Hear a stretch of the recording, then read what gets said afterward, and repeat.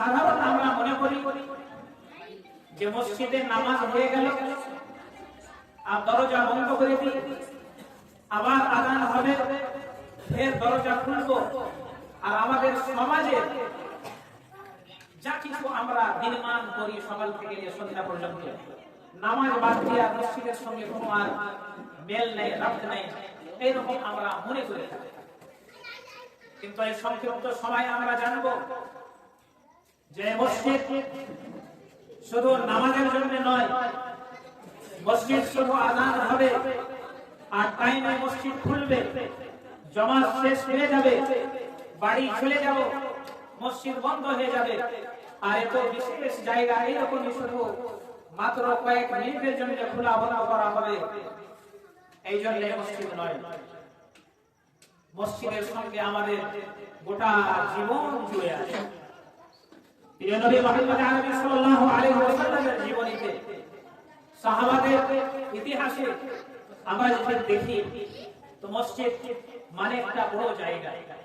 মসজিদ মানে মুসলমানদের জিন্দেগি, মুসলমানদের যারা আমাদের আমল হালকা সবই। নবী আকরাম সাল্লাল্লাহু আলাইহি ওয়াসাল্লাম যেখানে নবী এবং রাসূল ছিলেন, ওখানে ওই সাথে সাথে নবী আকরাম সাল্লাল্লাহু আলাইহি ওয়াসাল্লাম এর বড় সিয়াসতদান ছিলেন, নিজের ইসলামী রাজ্যের রাষ্ট্রের হাকিম ছিলেন। আর পরিচালিত ভাষা হিসাবে বলতে পারা যায় যে বড় একটা সিয়াসতদান ছিলেন। নামাজের পরে শুধু নামাজ বাদ দিয়ে ওই যুগে অনেক কাম হতো। যুদ্ধের ময়দানে কতটা সিপাহী পাঠাতে হবে, কতটা মুজাহিদ পাঠাতে হবে, তার ফয়সালা মসজিদে হতো। বিভিন্ন জায়গা থেকে, বিভিন্ন বংশ থেকে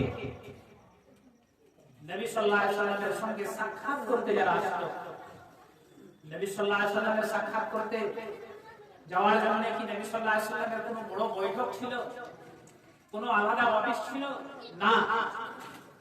তারাও নবী সাল্লাল্লাহু আলাইহি ওয়াসাল্লামের সঙ্গে দেখা করার জন্য, যাকে ইসলামী ভাষাতে ওয়াক্ত বা উফুক বলা হয়, তারা মসজিদে দেখা করত।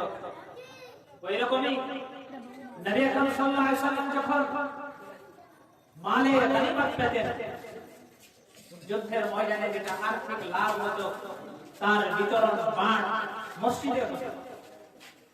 নামাজের পরে আগে বিভিন্ন সমাজে নবী সাল্লাল্লাহু আলাইহি ওয়াসাল্লাম যখন সাহাবাদেরকে নিয়ে বসে আলোচনা করতেন, ওয়াজ ও নসিহত করতেন, দাস দিতেন, ওয়াহী যেটা আপনার উপরে অবতীর্ণ হতো, নাযিল হতো, সেটা শিক্ষা তালিম নবী সাল্লাল্লাহু আলাইহি ওয়াসাল্লাম মসজিদে দিতেন।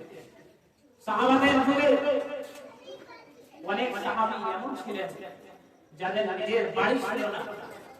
নবী সাল্লাল্লাহু আলাইহি ওয়াসাল্লামের কথা শোনার জন্য, শুধু ইলম শিখার জন্য অনেকেই বাড়ি ঘর ছেড়ে দিয়েছিল, আর অনেকের বাড়ি ঘর ছিল না, তারাও মসজিদে নববীর এক পাঁজরে তাদের জায়গা করা হয়েছিল, সেখানে থাকতো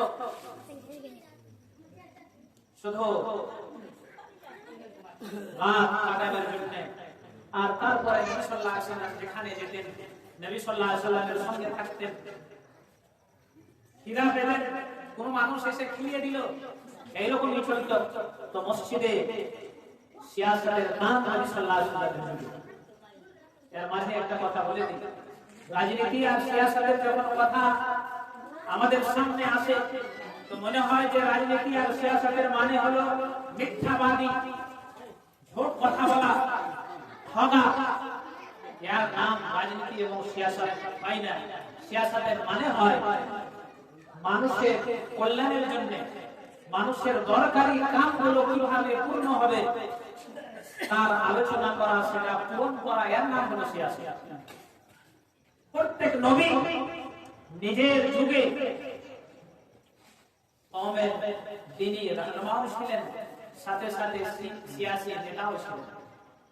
বনু ইসরাইলের কওম একটা মাশহুর দল, তাদের সম্পর্কে হাদিসে এসেছে যে যখনই কোন নবী মারা যেতেন, যখনই কোন নবী এবং রাসূল মারা যেতেন তো তারপরে অন্য নবী তার জায়গা নিতেন। আর কানাত বানু ইসরাঈল তাসুসুহুমুল আনবিয়া আও কামা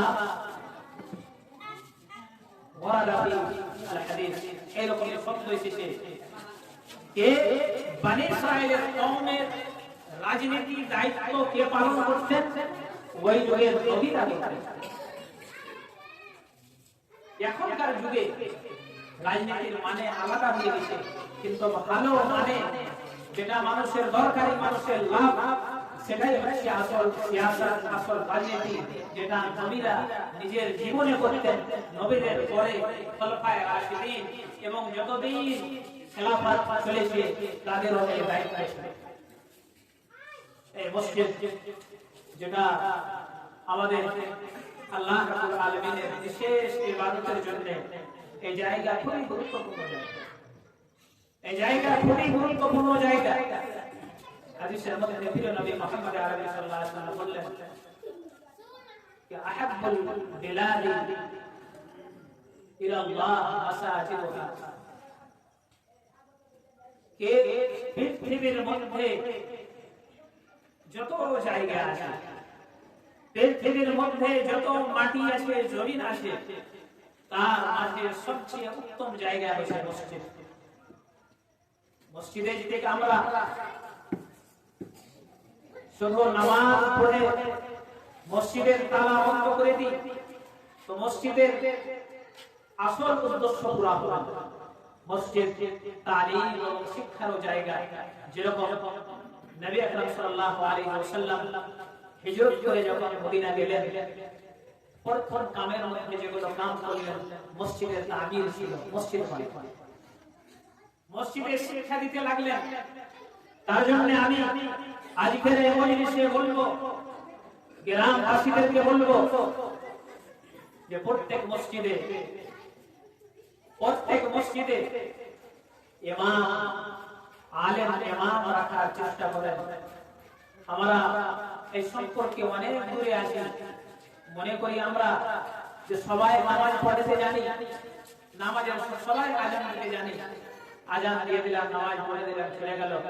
মসজিদের যেটা একটা কিরদার হওয়া চাই, মসজিদের যে ভূমিকা হওয়া চাই আমাদের জীবনে হয় না। এর কারণ যে আমাদের মসজিদের কায়েম হয় না।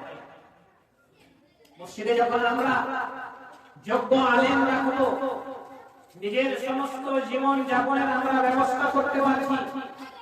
যেরকম শিক্ষা প্রতিষ্ঠানে আমাদের ছেলে দেওয়ার পরে যোগ হিসাবে আমাদেরকে আলাদা টিউশন দিতে হয়েছে, আলাদা কোচিং দিতে হয়েছে, সেটা আমরা গ্রহণ করতে পারছি। কিন্তু এই মসজিদ বানার পরে মসজিদে ইমাম রাখতে হবে যোগ্য, তার জন্য আমরা চিন্তা করি না। মসজিদের ভূমিকা যেটা আমরা ভালোভাবে দেখতে চাই, তার জন্য প্রথম কাম আমাদেরকে করতে হবে কি মসজিদে ইমাম নিয়োগ করতে হবে।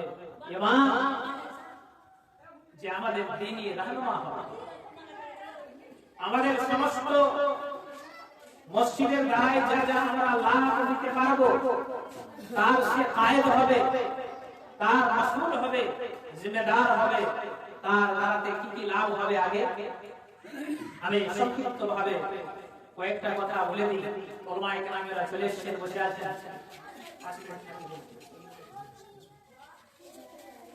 প্রথম কাম হবে আমরা যে আমাদের জায়গা কমে গেছে, ভাই ভাতিজা বংশ বাড়তে আছে, একটা জায়গার অংশীদার অনেক হয়ে গেল, তার সত্ত্বেও মসজিদের উপরে প্রেম এবং মহব্বত আমাদের এত যে আমরা অনেক টাকা খরচ আর আর্থিক জমা করে আমরা বড় বড় মসজিদ বানাই, কিন্তু মসজিদের ভূমিকা আমরা দেখতে পাই না। যার কারণ যে আমরা প্রথম কারণ যেটা আমরা নিজের গ্রাম হিসেবে যেটা দেখছি যে আমরা মসজিদে ইমাম রাখতে পারি। আমাদের প্রথম কাম হবে মসজিদের ভূমিকা যেটা আমরা দেখতে চাই, আমাদেরকে ইমাম আর উপযুক্ত ইমাম রাখতে হবে। সেখানে কি হবে, মসজিদ যেটা জিকর আসবার নামাজের জায়গা, আযান হবে টাইমে, নামাজ হবে, তারপরে যেটা মসজিদের ভূমিকা, নামাজের পরে যেটা সাথে সাথে আমরা নিতে পারি, আমাদের ছেলেরা, ছোট ছোট ছেলেরা তালিম এবং শিক্ষা যেখানে ভাগ হয়ে গেছে দুনিয়াতে আজকে। স্কুলে যদি আমি নিজের ছেলেকে দেখছি, তো শুধু সে দিন থেকে দূরে করনেওয়ালা শিক্ষা পাচ্ছে, দিনই শিক্ষা পায়। তার নামটা আমাদের মসজিদের দ্বারাই হবে। সেখানে মসজিদে আমরা যখন ভালো যোগ্য ইমাম রাখবো, আমাদের ছেলেরা বিভিন্ন স্কুলে পড়ছে, কোন স্কুল সকালে চলেছে, কোন স্কুল বৈকালে চলেছে, আমরা যখন যোগ্য ইমাম রাখবো আর তার মুনাসিব আমরা সাহায্য করতে পারবো, তাকে আর্থিক হিসাবে ও চিন্তা থেকে আলাদা করে দিব, সে যখন আমাদের এই চিন্তা নিয়ে মসজিদে থাকবে, তখন একবার সকালে একবার বৈকালে আমাদের ছেলেদের জন্য টাইম দিতে পারবে। মসজিদে আযান হয়, আমরা 5 ওয়াক্তের নামাজ পড়তে যাই, যে 5 ওয়াক্তের নামাজের মধ্যে যে নামাজের পরে আমরা বসার সুযোগ পাবো মসজিদে, আসরের হোক, চাহে মাগরিবের পরে হোক, চাহে ইশারের পরে হোক, আমরা ইমামের দ্বারাই যারা বড় হয়ে গেছি, দিনের কথা অনেক জানি না, দিনী মাসাইল ও আহকাম জানি না, আমরা ইমামের কাছে দরখাস্ত করব যে আমাকে নিয়ে বসেন, আমাদেরকে শিক্ষা দেন। তিনি যদি 5 ওয়াক্তের মধ্যে 4 ওয়াক্ত নয়, 3 সময় নয়, শুধুমাত্র যদি 2 সময়ের জন্য 10 থেকে 15 মিনিট করে যদি আমাদেরকে টাইম দেয় আর আমাদের চাহিদা থাকে জানা, তো আমরা ইমামের দ্বারাই অনেক কিছু জানতে পারব। আমরা যখন যোগ্য আলেম মসজিদে রাখতে পারবো, অনেকেই আমাদের নিজের পরিবারে, নিজের স্বামী স্ত্রীর মাধ্যমে, নিজের ছেলে বাপ বেটার মাধ্যমে কিংবা পাড়া প্রতিবাসীর মাঝে অনেক আমাদের আবাসিক খেলাফ হয়ে যায়। আমাদের দরকার পড়ে যে একটা এরকম আমানতদার মানুষ যে আমার কথাটা শুনবে, ওয়ারও কথাটা শুনবে, আর একজন ভাবে দুজনকে আলাদা আলাদা করে হোক কিংবা একসঙ্গে হোক, সে বুঝাতে পারবে আমাদের মধ্যে যেটা নাচাকি হয়ে গেছে, ইখতিলাফ হয়ে গেছে, সেটা এক আমানতদার মানুষ যখন কাজী এবং ফয়সালা না হবে, তখন আমাদের নাচাকিটা দূর হয় না। গ্রামে যখন আমরা বিচার আচার নিয়ে যাচ্ছি ওরকম মানুষের কাছে যে আমানতদার নাই, যার মাঝে দিন নাই, তার আর্থিক লাভ যেদিকে সে ঝুঁকে ফেসলা করে দেয়, চোখ দেখে মুখ দেখে ফেসলা করে দেয়, যখন আমরা একটা যোগ্য মানুষ মসজিদে রাখবো, তিনি সে মাসাইল জানবে, আমাদের দোনো পার্টির কথা শুনে সে আমাদেরকে ফেসলা দিতে পারবে। নবী করিম সাল্লাল্লাহু আলাইহি ওয়াসাল্লামের যুগে মসজিদ দারুল কাযা ছিল। আমাদের মাঝে যদি কোনো এরকম সমস্যা হয়ে যায় যেখানে কেউকে ডান্ডে করার দরকার হয়, কেউকে বুঝানোর দরকার হয়, ডান্ডের দরকার হয়, এই ইমামের দ্বারাই আমরা বুঝতে পারবো। আমরা মসজিদে বসে, নামাজের পরে বসে আপসেও কোনো নাচাকি ফয়সালা মসজিদে করতে পারবো। এই মতো মসজিদের দরকে আমাদেরকে অবশ্যই আছে। নবী আকরাম সাল্লাল্লাহু আলাইহি ওয়াসাল্লামের যুগে যেরকম বললেন যে মসজিদ শুধু নামাজের জন্য হয়নি, মসজিদের পরে নবী সাল্লাল্লাহু আলাইহি ওয়াসাল্লাম তালিম দিতেন, শিক্ষা দিতেন। শুধু ওদেরকে নেই যারা নামাজ পড়ে চলে যেত, মসজিদে অনেক দল থাকতো, অনেক মানুষ যাদেরকে আসহাবে সুফা বলা হতো। পারিবারিক ঝগড়া আর রাজনীতি যত রকমের আলোচনা কথা মসজিদে হতো। আমাদের দরকার যে আমরা মসজিদের ওই পিছনকার দলকে ভূমিকাকে আমরা ওয়াবাস নিয়ে আসতে আমাদেরকে নিয়ে আসা দরকার, তবে আমরা একটা ভালো সমাজ তৈরি করি। এর জন্য সবচেয়ে দরকার আমরা পাড়ায় পাড়ায় মসজিদ অনেক গ্রামে, কিন্তু প্রায় মসজিদে ইমাম নেই। আল্লাহ রাব্বুল আলামিন আমাদেরকে এই মসজিদের তামির করার সঙ্গে সঙ্গে, বিল্ডিং এর দিকে বাড়ার সঙ্গে সঙ্গে আমাদেরকে ভালো যোগ্য ইমাম প্রত্যেক মসজিদে রাখার তৌফিক দান করেন, আমিন। আর মসজিদের যেটা দর, মসজিদের যেটা ভূমিকা, তার লাভ আমরা নিজের জীবনেও পেতে পারি। তাকাব্বালাল্লাহু মিন্না ওয়া মিনকুম। আসসালামু আলাইকুম ওয়া রাহমাতুল্লাহি ওয়া বারাকাতুহু।